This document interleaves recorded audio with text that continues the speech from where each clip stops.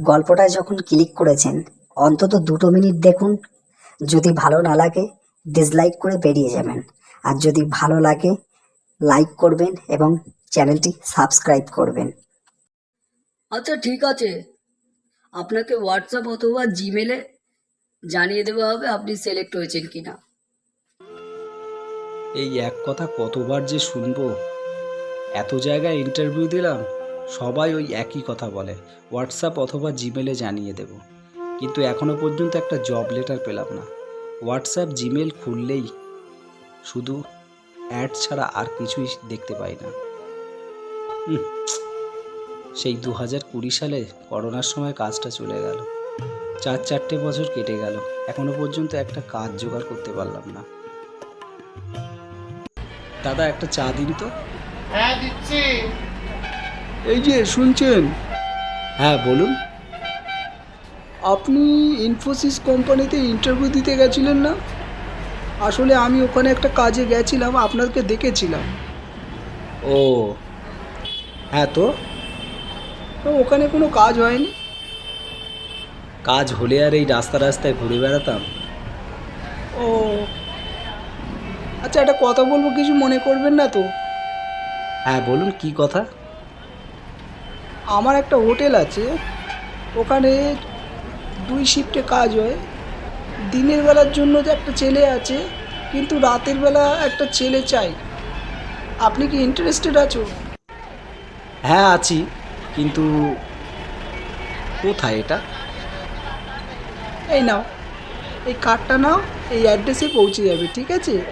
লোকটা একটা কার্ড আমার হাতে ধরিয়ে দিয়ে চলে গেল। আমিও মনের আনন্দে বাস স্ট্যান্ডে গিয়ে বাস ধরে বাড়ির উদ্দেশ্যে রওনা দিলাম। বাসে বসে বসে ভাবছি, আজ এতদিন পরে একটা কাজ জোটাতে পারলাম। বাড়িতে গিয়ে প্রথমেই রিম্পাকে ফোন করব, তাকে এই খবরটা দেব। রিম্পা হলো আমার সেই স্কুলের বান্ধবী, যে আমার হাত আজও ছাড়েনি। এই বেকার ছেলেটাকে এতদিন পর্যন্ত সে বিনা স্বার্থে ভালোবেসে গেছে। এসব হিজিবিজি ভাবতে ভাবতে বাসটা গন্তব্যস্থলে দাঁড়িয়ে পড়ল। বাস থেকে নেমে বাড়ির উদ্দেশ্যে হাঁটা দিলাম। বাড়িতে গিয়ে ফ্রেশ হয়ে রিম্পাকে ফোন করলাম। হ্যালো, হ্যাঁ বল। একটা খুশির খবর আছে। কি? আমি একটা কাজ জোগাড় করে ফেলেছি। তাই নাকি? হুম। ভালো তো। কবে থেকে কাজে লাগছিস? কাল থেকেই। ও, তাড়াতাড়ি কাজ কর, মন দিয়ে ভালো করে, তারপর আমায় বিয়ে করতে হবে কিন্তু। হ্যাঁ সে আর বলতে। পরদিন বিকেলবেলা 5টার সময় সেই হোটেলে পৌঁছে গেলাম। এই তো দেখছি টাইম মতোই এসেছো। আমি কিন্তু এখানে 8টা অবধি থাকি, তারপর বাড়ি চলে যাই। 8টার পর তোমাকেই সব সামলাতে হবে। তোমার বেশি কিছু কাজ নেই, আমাদের শেফ যা রান্না করে সেগুলোকে অর্ডার অনুযায়ী রুমে পৌঁছে দিতে হবে। আর একটা কথা, এখানকার স্ট্রিক্ট রুল আছে, কোনো খাবারের ঢাকনা খোলা যাবে না। আর চারিদিকে সিসিটিভি লাগানো আছে, যদি দেখি তাহলে তোমার কাজ থাকবে না। ঠিক আছে, কাজে লেগে পড়ো, আমি কাউন্টারে গিয়ে বসি। এতক্ষণ লোকটা গড়গড় করে কথা বলে চলে গেল। সব কিছু বুঝলাম, কিন্তু একটা কথা বুঝলাম না, এই আজব যে নিয়মটার কথা বলল। থাকি, সেসব নিয়ে মাথা ব্যথার আমার কোনো দরকার নেই। কাজ করতে করতে কিছুদিন কেটে গেল। একদিন রাত 3টের সময় একটা লোক হোটেলে আসলো। ঘরে যেতেই সে নিজের খাবারের অর্ডারটা দিয়ে দিল। শেফ সেই মতো রান্না করে একটা গামলা আমার হাতে ধরিয়ে দিল।